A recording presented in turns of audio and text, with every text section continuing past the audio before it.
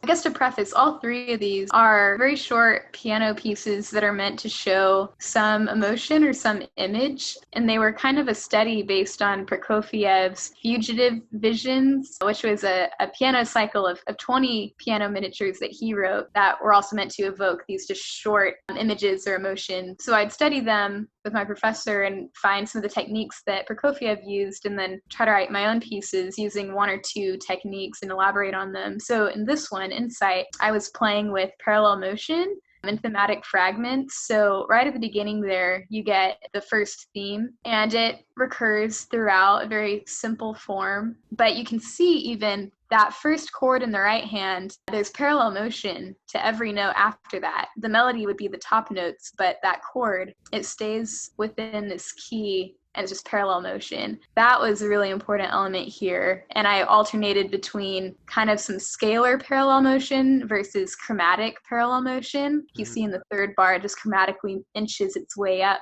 So those were two very important things in this piece. And I named it Insight. I really just wanted to write a warm, more touching short, the feeling you might get when you are reflecting and looking back and realize you've gotten insight into something that you didn't have before.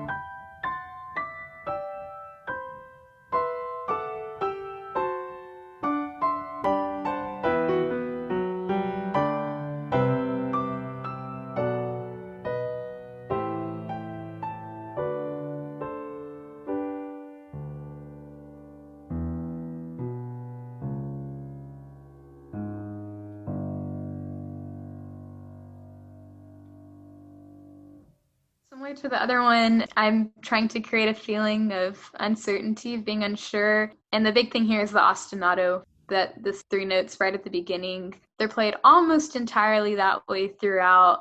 There's one moment towards the end for 4 bars that the ostinato is transposed up a half step. And I was really fighting the whole time to keep the ostinato exactly the same and see what harmonically could be changed under it. That was something I was experimenting with, all the different harmonies you can fit under the same notes, shifting your tonal centers. So finally, at measure 39, the ostinato moves a half step to fit something harmonically that your ear wants. And that's one of the climax moments, followed by 47. You get an augmentation of the ostinato, you can see in the left hand. Absolutely. And then to the end, that ostinato is further augmented to a whole bar for each note, played one last time at the very end.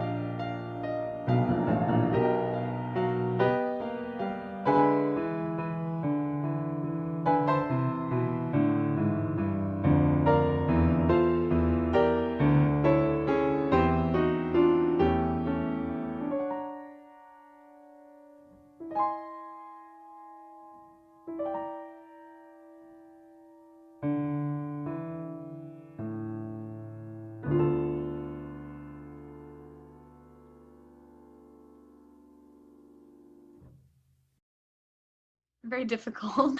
One of the big themes in this one was tritones. Right off the start, very obvious. The whole arpeggio is just tritones shifting chromatically down. And this one is supposed to evoke a feeling of tiptoeing around, a little bit of that uncertainty like the other piece. But the notes are crisp, a lot of staccato, stark contrast. And then another thing in here is there's some inversion. A lot of fragments, little theme fragments that show up here and there, and then kind of a main theme at measure 9 that later shows up, and you have it inverted between the left and right hand.